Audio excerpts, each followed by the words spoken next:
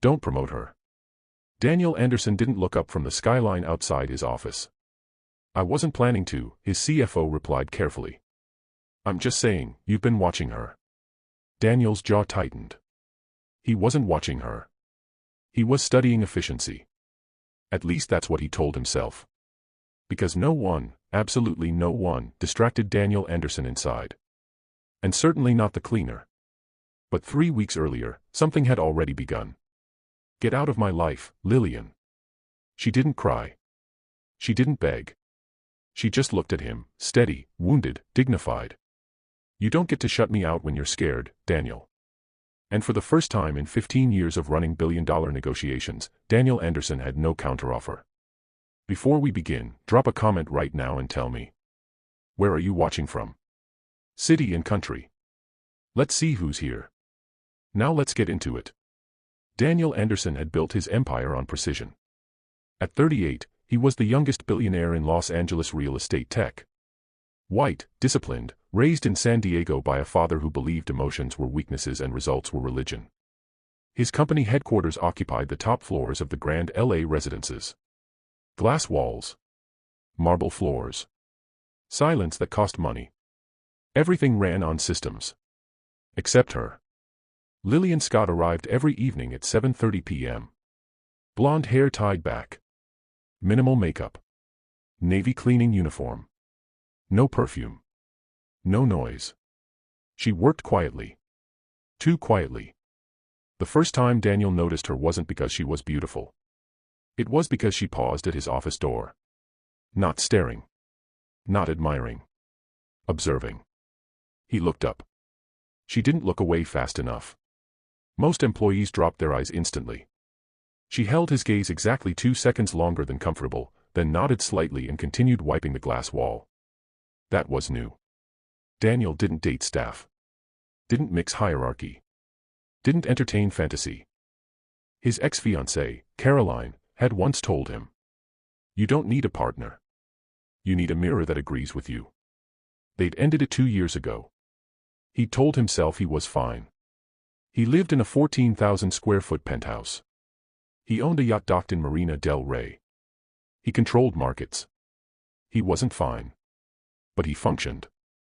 The night it shifted, Daniel was on a tense call about a global sustainability contract, a deal his team had chased for 8 months.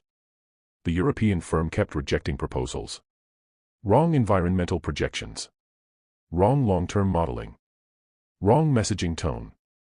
He ended the call frustrated. And knocked over his espresso. It spilled across the glass desk. Lillian moved before he said anything. "Paper towels are in the lower cabinet," she said calmly. He froze. "You shouldn't know that. I clean this office 5 nights a week." Not defensive. Just factual. She handed him towels instead of wiping it herself. That detail mattered. "You're not going to clean it.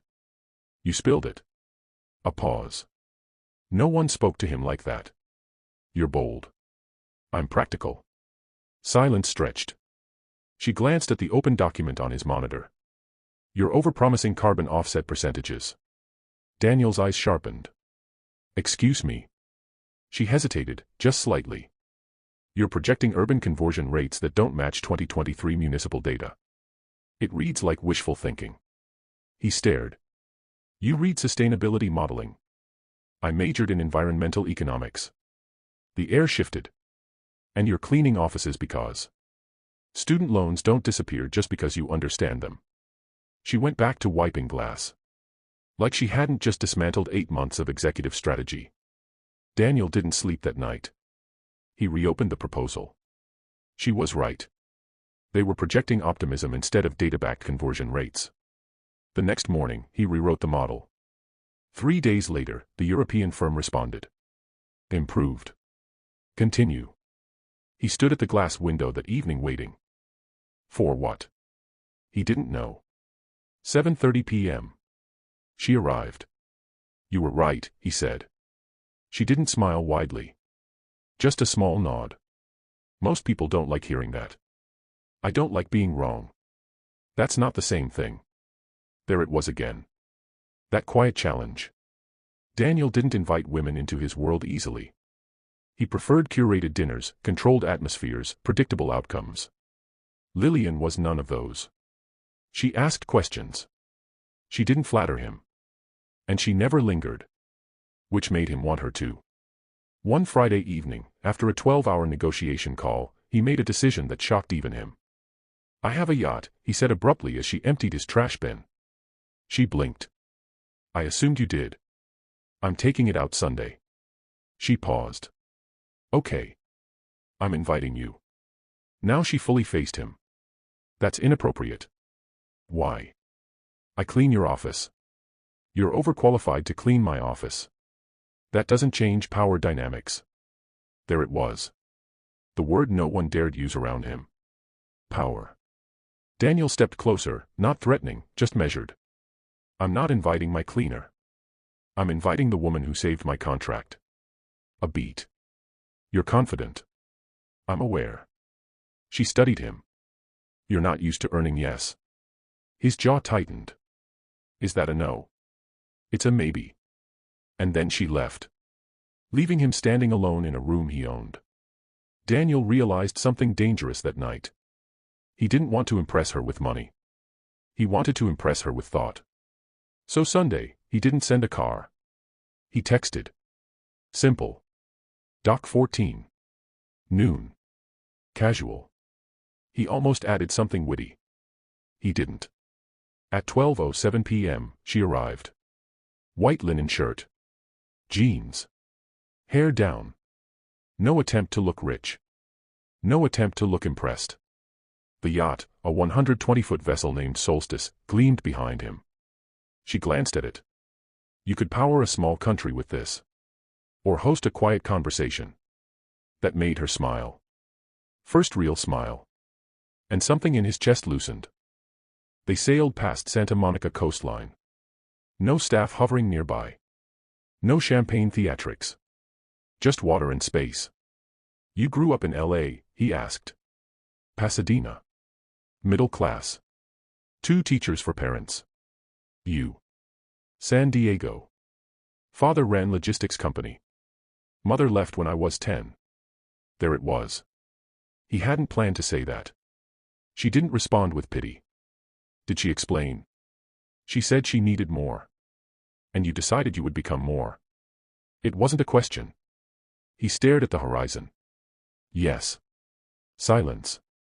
You don't have to become more to be enough, she said quietly. The words hit harder than any insult. Mid-cruise, Daniel received an urgent call. The European firm was flying to Los Angeles.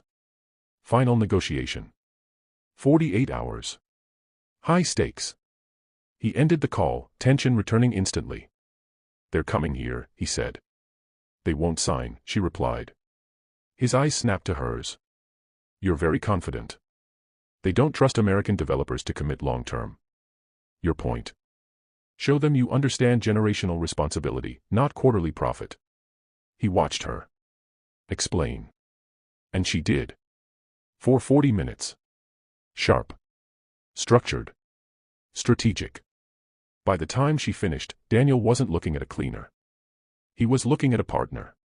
And that terrified him. Because needing someone meant risk. And Daniel Anderson did not risk the heart. As the yacht turned back toward Marina del Rey, he studied her profile against the sunlight. He was in danger. Not of scandal. Not of gossip. But of attachment.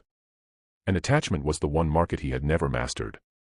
The European delegation arrived on a gray Tuesday morning. Daniel had prepared for high-stakes negotiations his entire adult life. He had not prepared for this one. Because this time, he wasn't just protecting profit. He was protecting something fragile. Lillian didn't attend the meeting. That was deliberate. Optics mattered. Instead, she stood in the empty conference room the night before, sleeves rolled up, reviewing presentation drafts on Daniel. "You're still pitching numbers," she said. "That's what they're here for." "No. They're here to see if you're stable." He frowned. "My company is valued at." "I don't mean financially stable. I mean morally stable."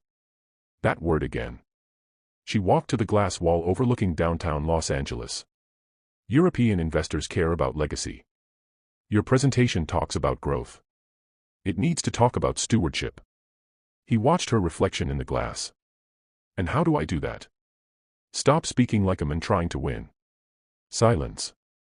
Speak like a man who already knows who he is. That hit deeper than she knew. The boardroom, it was immaculate. Polished stone table. Floor-to-ceiling windows. Quiet power.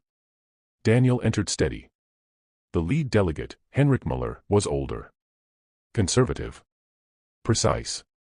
The meeting began cold. Data. Projections. Infrastructure mapping. Then Daniel did something unusual. He closed his laptop. My father built warehouses that still stand after 40 years, he said calmly. Not because he cut corners. But because he assumed someone else's son would inherit them. Henrik's expression shifted slightly. Daniel continued. We're not building developments. We're building structures that should outlive us. No rush. No pitch aggression. Stewardship. Exactly the word Lillian had used. The room softened. By the end of 3 hours, Henrik extended his hand. Conditional approval, he said. Final review pending. It wasn't signed. But it was the closest Daniel had ever come. That night, Daniel didn't call his executives. He went to Dock 14. He didn't even check if she was working. He just hoped. And she was there, wiping down the glass entry doors of the building. He stepped inside. It worked, he said simply. She studied his face. Conditional. He blinked. Yes. Her smile this time was brighter. You didn't rush your closing statement. You're very observant. You slow down when you're being honest. There it was again. That ability to see him. He made a decision. Dinner. Tonight. Yes. Not on the yacht. A faint smirk. Not on the yacht. They went to a small rooftop restaurant in Silver Lake. No paparazzi. No reserved section. No CEO treatment. She ordered pasta and sparkling water. He watched how she listened more than she spoke. How did you end up cleaning? He asked gently. My dad had a stroke 2 years ago, she said evenly. Insurance covered some. Not enough. I deferred grad school. Took whatever paid. You could have applied at my company. I don't use connections I don't earn. That sentence lingered. You think I didn't earn what I have? He asked quietly. I think you worked very hard. I also think the system tilted in your favor. Most women would never say that to him. He didn't feel insulted. He felt challenged. And strangely alive. Over the next 2 weeks, they fell into something unspoken. She still cleaned the office. He still ran the company. But their conversations deepened. One night on the yacht, under open sky, she asked. Why do you never talk about your mother? He exhaled slowly. She left without saying goodbye. I came home from school. Closet empty. Father said she chose herself. And you decided no one would ever choose over you again. His throat tightened. I decided I wouldn't need anyone.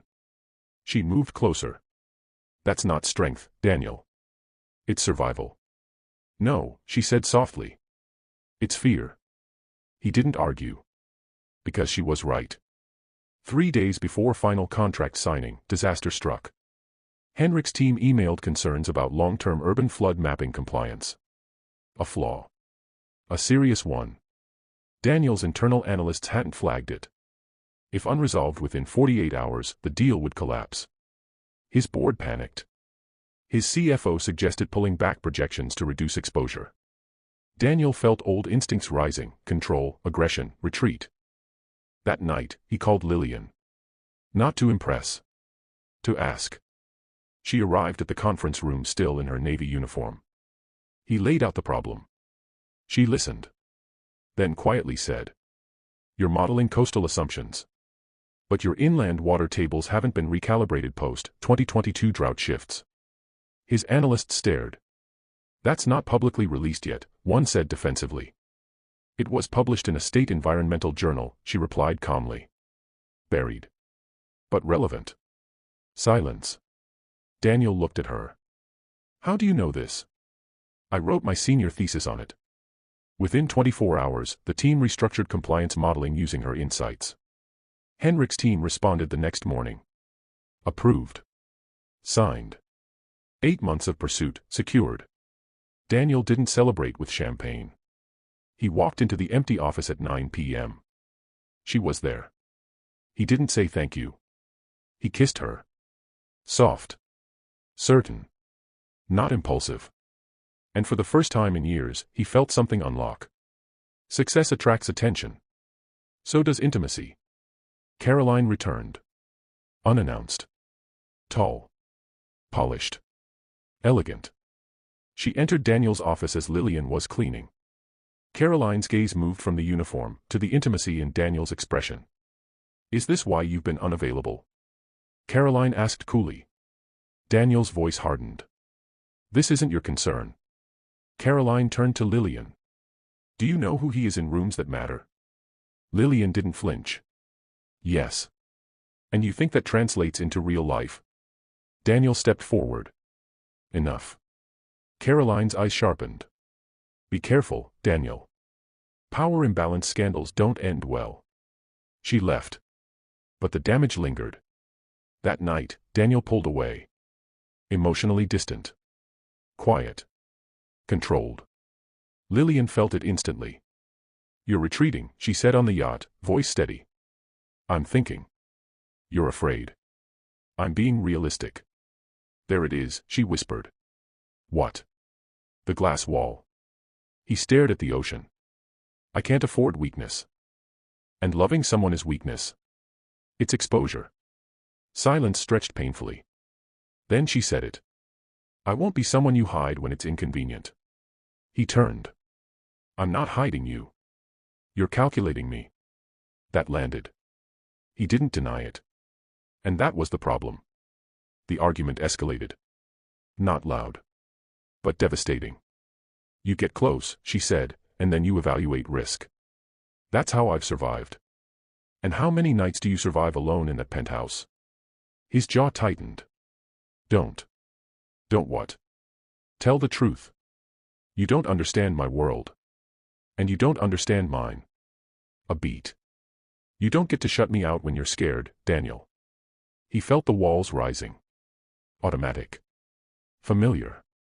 Safe. Maybe this was a mistake, he said coldly. Silence. She inhaled slowly. Then say it properly. His voice hardened. Get out of my life, Lillian. The second the words left his mouth, he felt it. Regret. But pride kept him still. She nodded once. I hope the view from your glass tower keeps you warm. And she walked off the yacht, leaving him alone with the skyline. And the echo of his own fear. Daniel Anderson had closed billion-dollar deals without blinking. But the morning after Lillian walked off his yacht, he couldn't close his own bedroom curtains. Los Angeles sunlight flooded the penthouse. Too bright. Too honest. He hadn't slept. Her last words replayed in his mind. I hope the view from your glass tower keeps you warm. The silence in 14,000 square feet had never felt so loud. At headquarters inside, Daniel was different. Sharpened. Short. Mechanical. His CFO noticed first. You signed the contract. We should be celebrating. Daniel stared at a spreadsheet without seeing it. Schedule the press release. You look like hell. Daniel didn't respond. Because for the first time, success felt empty. He walked past the cleaning crew that evening. She wasn't there. Of course she wasn't there. He hadn't just ended a romance. He had confirmed her worst fear, that he would choose control over connection. 3 nights later, Daniel stood on Dock 14 alone. The yacht rocked gently. He remembered the first time she stood beside him there. You don't have to become more to be enough. He'd spent his entire life becoming more. More profitable. More respected. More untouchable. And somehow, he'd become less human. For the first time, Daniel asked himself a question he'd avoided for years. If she never comes back, what do I actually have? A company. A penthouse. Awards. And an empty chair at every table that mattered. That realization hurt more than losing any contract ever could. Daniel didn't send flowers. Didn't send money. Didn't send an apology drafted by PR. He did something harder. He went to her apartment. Pasadena. Middle-class neighborhood. Small duplex. No security detail. No announcement. He knocked. Her father opened the door. White hair. Cane. Sharp eyes. Yes. I'm Daniel Anderson. I know who you are. Silence. I'd like to speak to Lillian. Her father studied him. She doesn't work for you anymore. I know. And she doesn't need saving. I know that too. A long pause. Then. She's in the backyard. Daniel walked through a modest kitchen and stepped outside. Lillian stood near a small herb garden. Jeans. Sweater. No makeup. She didn't look surprised. You move fast, she said. I move wrong fast. I'm trying something new. She didn't smile. You don't get to fix this with a speech. I'm not here to fix it. Then why are you here? He stepped closer. Because I was wrong. That alone shifted the air. I've built my life on risk mitigation, he said quietly. When something feels unpredictable, I pull back. I noticed. I told myself I was protecting you. You were protecting yourself. Yes. He didn't defend it. He didn't justify it. He owned it. I've never let anyone see the parts of me that feel unfinished, he continued. You saw them anyway. And instead of feeling exposed, I felt understood. Her expression softened slightly. You said loving someone is exposure, she reminded him. It is. And I'm willing to be exposed. Silence hung between them. You told me to get out of your life, she said calmly. And I've hated myself every hour since. That wasn't dramatic. It was honest. He swallowed. I don't want a hidden relationship. I don't want to calculate optics. I want to build something with you, publicly, respectfully, equally. She studied him carefully. You don't even know what that looks like. Then teach me. Lillian crossed her arms. You can't date me as your cleaner. I know. You can't promote me out of guilt. I won't. I won't work for you. Good. And if we try this, it's not your yacht. It's not your penthouse. It's both of us. He nodded. I'm not asking you to enter my world, he said. I'm asking to build one together. A long pause. Then she asked the question that mattered. If I walk away again, will you chase me? No. She blinked. No. I won't chase you. I'll stand beside you. And if you walk, I'll respect it. Because choosing me should never feel like obligation. That did it. Her guard cracked. Not dramatically. But enough. You're learning, she said quietly. For you, he replied, I'll keep learning. Daniel didn't return quietly to normal life. He did something deliberate. At the next press conference celebrating the European contract, he stood at the podium. Cameras flashed. Board members lined the stage. And when the Q&A ended, he said, There's someone I want to acknowledge. Murmurs. He looked toward the front row. Lillian stood there. Not in uniform. In a simple cream dress. Confident. Present. This contract wouldn't exist without insight from someone who reminded me that numbers aren't legacy, integrity is. The room shifted. Lillian Scott, he continued, helped us see what we missed. Cameras turned. She hadn't expected that. Daniel stepped down from the stage and extended his hand. Not possessive. Inviting. She took it. The gesture was simple. But intentional. No hiding. No shame. No calculation. Months passed. Their relationship wasn't fantasy. They argued. They negotiated.